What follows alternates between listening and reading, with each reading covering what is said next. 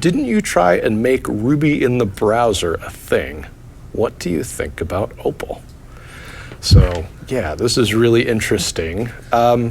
So just to give a little context to this, to what this question is about, just a minute ago we talked about learning programming languages to be able to do web development, and I mentioned JavaScript is the key language that you need to start with for telling your browser what to do. Basically, when you click on a button or a link in a web page, what happens? JavaScript is the language that makes that happen. JavaScript is the language that you need to learn because that's what your browser built in. That's the only programming language that's built into your web browser as far as writing code for your web browser to be able to execute. But there's been interest for a while as programmers in how could we have more choice and more variety in terms of using programming languages in the web browser. And so there was an effort a few years back that I was really interested in allowing the Ruby programming language, which is one of my favorite personal programming languages, to be executed in the browser like JavaScript. And so it gets pretty technical, but to put it more simply, the effort here is to take Ruby code and turn it into JavaScript code.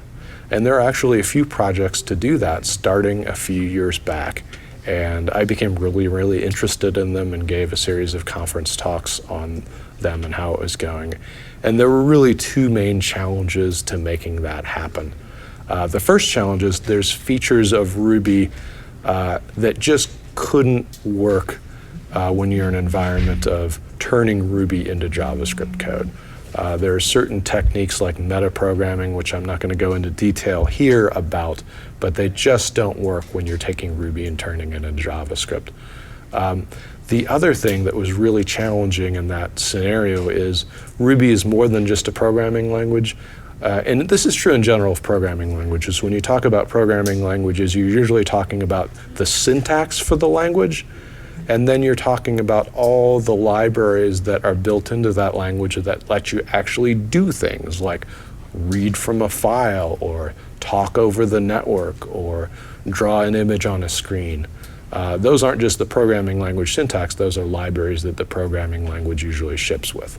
So in the case of taking the Ruby programming language and translating Ruby code into JavaScript, that really only gets you as far as the syntax of the Ruby language. What you also have to do is take the whole standard library that Ruby ships with and translate that into JavaScript. So a lot of these projects got as far along as taking the Ruby syntax and turning it into JavaScript, but really didn't do much for the standard library of Ruby. So you're kind of left with a pretty limited kind of half-baked implementation of Ruby. Now in recent times, there's a project called Opal, which is taking a much more holistic approach to the problem and gotten a lot farther along. The investigating I've been doing into Opal has been pretty interesting,